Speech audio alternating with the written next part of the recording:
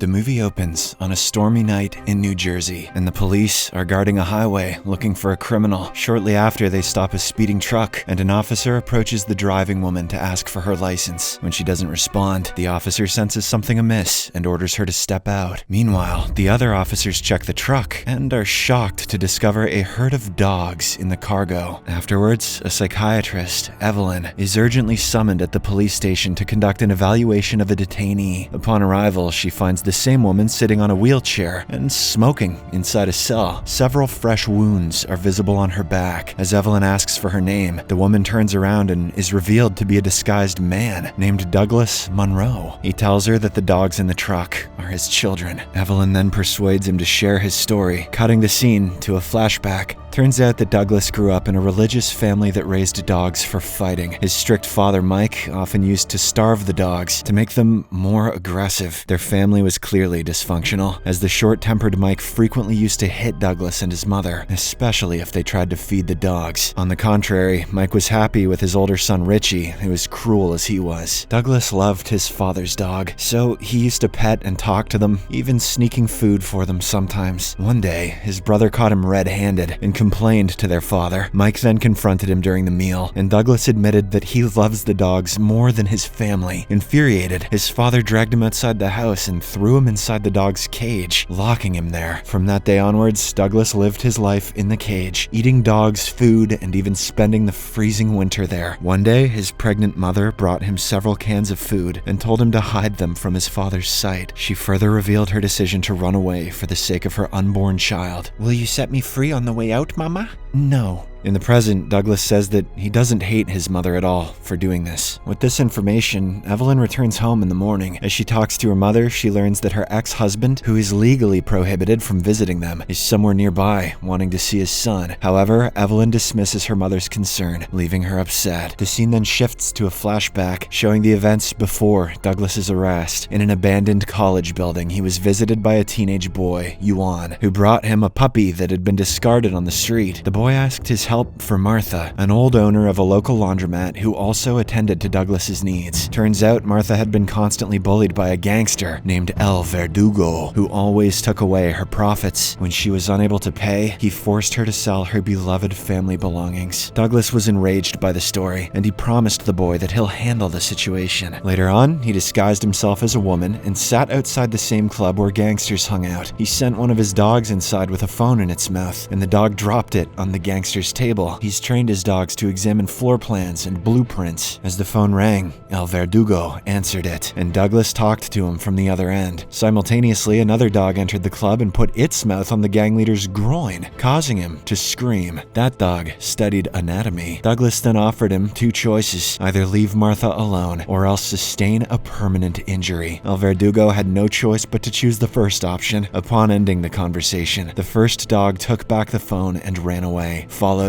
by the second one. Back in the present, Evelyn visits Douglas's residence, which looks like a battlefield, as there are bullets and several bodies lying down. As the police investigate the place, Evelyn grabs some of Douglas's belongings. She then returns back to the station to learn more about him before making a final verdict. With this, the scene goes to another flashback. As Douglas continued to spend his days in the cage, one of the dogs got pregnant and eventually gave birth to several puppies. Strangely, they had human butts. Not wanting them to suffer from his father's cruel treatment, Douglas kept them hidden. But one day, Richie found them and relayed the news to his father, who then came outside with a shotgun. Douglas immediately blocked the cage door and started yelling at his father, while the dogs growled along. Amidst the commotion, Mike fired a shot, knocking the boy onto the ground. The bullet had hit his hand, causing him to lose a finger. Moreover, the bullet ricocheted off the wall and lodged in his spine, making him unable to walk. Realizing that this could escalate further, Richie sent his father inside and tossed Douglas a handkerchief to bandage his wound. "Thanks, Richie, that makes up for everything." Following that, Douglas, despite being unable to move much, grabbed a magazine and showed a picture of a police car to his dog. He then stuffed his cut-off finger into a small bag and gave it to the dog, instructing it to alert the police. The faithful dog ran across the street until it found a police car and dropped the bag on it. Seeing the bloodied finger, the cops immediately took action. They broke into the house, arrested the cruel Mike and Reggie, and called an ambulance for Douglas. However, the doctor didn't remove the bullet from his spine, as it could risk damaging his spinal cord. According to Douglas, his father got sentenced to 20 years years, but he committed the unthinkable 2 weeks after his arrest. On the other hand, his brother was sentenced for 12 years, but he got out after 8 due to good behavior. Evelyn asks if he met his brother again, to which Douglas answers in the negative. However, he does reveal that his dog waited for Richie outside the jail and started chasing him as soon as he got out. More dogs joined the first one, and they eventually cornered him before attacking him to death. It's a dog-eat-dickhead world out there. Evelyn then asks if he had any romantic relationship in the past, to which Douglas tells her about a girl named Salma Bailey. After he was discharged from the hospital, he was sent to an orphanage where he met Salma and fell in love at first sight. They quickly bonded over a common interest of reading books, and she addicted him to reading Shakespeare's books. She also convinced him to participate in small plays, during which she taught him how to use makeup. But sadly, his happy days soon ended when Salma left the orphanage to pursue her career in acting. From that day onwards, Douglas began to collect each and every newspaper clipping of her success in a scrapbook. As the time passed by, Douglas completed his bachelor's degree in biological science and got a job at a dog shelter. One day, he went to see Salma's play and approached her backstage after the performance. Much to his delight, she recognized him and expressed her happiness to see him after a long gap. He then presented her with the scrapbook, telling her about how he had been following her for years. This left Salma flattered, and she thanked him with a kiss. Douglas was again hopeful about their chances, but before he could confess his feelings, the play's director walked in. Unfortunately, Salma introduced the man as her husband and the future father of her child. This broke our Dogman's heart, but he simply congratulated them and returned back to the dog shelter where he worked. He then got off his wheelchair and vented his emotion by yelling and hitting the cages and barking and howling at the moon and peeing on poles. As he fell down, the dogs broke free from their cages and came to console him. A few days later, 2 government officials show up at the dog shelter with some bad news. They want to shut the place down to alleviate budgetary strain. Douglas pointed out that the shelter was running through donations, and the only municipal funding he had is for the building. In response, the officials honestly revealed that they're intending to sell the site to a developer to make profit. As a result, Douglas and the dogs were forced to move into an abandoned school. Since he needed money to feed the pets, he started looking for a job, but only faced repeated rejection due to his disability. One day, Douglas arrived at a club that was looking for a barman. Once there, he saw an ongoing drag queen rehearsal. The club owner told him that the barman's position was no longer vacant, as he already hired someone else. However, Douglas offered himself as a performer. The owner claimed that nobody would like to see a wheelchair guy, so Douglas got up and assured that he could stand for the performance. Seeing this, the owner decided to give him a chance. On the weekend day, the queens prepared Douglas for his debut. Before heading to the stage, he made the queens promise that they'll catch him as soon as he's done. Following that, they took him to the stage and helped him stand up before the curtain opened. Douglas then started singing a French song, impressing the audience with his voice. By the end, everyone applauded and cheered for him. The curtain closed and the queens rushed to him with his wheelchair. From then on, Douglas was allowed to perform every weekend in the club. Upon hearing this, Evelyn asks what he's been doing besides his singing career, because working once a week wouldn't pay him enough to live. In response, Douglas tells her that his dogs understood him perfectly. He then explains an incident where they helped him bring the right ingredients from the pantry while cooking. This made him realize that the amazing gift could be used for other purposes. After that, he taught the dogs to steal expensive jewelry from the homes of rich people. Things went well until one day, a rich lady called an agent, Ackerman, to claim insurance against her stolen jewelry, but the guy suspected that she was trying to commit insurance fraud, so he decided to investigate first. He collected CCTV footage from her house and observed carefully. To Ackerman's shock, he noticed the dogs sneaking into the property and running away after stealing the jewels. He then recalled similar incidents and checked their footage, only to discover the same dogs. In one particular bit of footage, Ackerman spotted a man in a wheelchair loading the dogs into a truck. Upon investigating the license profile, he uncovered Douglas's details, including his workspace. Ackerman then attended his performance and approached him backstage, pretending to be a fan. He asked him out for dinner, but Douglas turned him down, asserting that he must return home to feed his children. That night, Ackerman followed Douglas to his residence and entered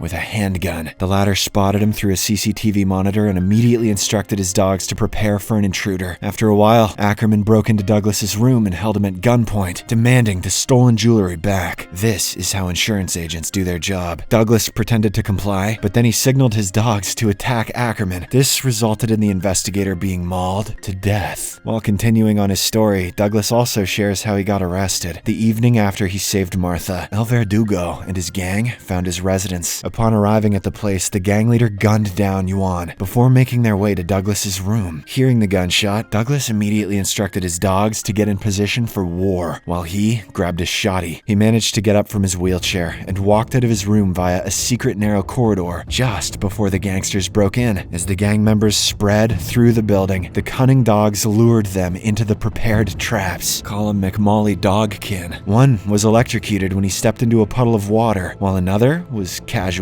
mauled. The other two members fell into a covered pit, while the fifth one stepped into a rope trap, leaving him suspended against the ceiling. Finally, the sixth guy followed a chihuahua into a locker room where he was shot by Douglas. That was the most clever trap. Tequila, shotgun hell. At this point, the gang leader started to get nervous, so he summoned additional men with proper weapons. While El Verdugo and his men were slowly moving through the corridor, Douglas suddenly opened fire, taking down some of them, but the gang leader also shot back and one of the bullets hit Douglas. Injured, he crawled back to his room and sat in his wheelchair. Moments later, El Verdugo walked in and pulled the trigger, only to discover that he ran out of ammo. Douglas used this opportunity to command his dogs, who then brutally killed the gang leader. Following the incident, Douglas and his dogs drove away from the scene, which was when he got arrested. Before he was driven to the station, he signaled his pets to run away from there. Back in the present, Evelyn tells Douglas that she has heard enough and leaves. Shortly after, the dogs start howling, which brings a smile to his face. He then shaves his face and dresses up nicely. The dogs soon enter the police station and scare a police officer, rendering him unconscious. A skinny dog then retrieves the keys from his pocket and sneaks them into Douglas's cell door. Following this, our hero makes his way out of his cell and walks towards a church. He stops in the shadow of the cross and tells God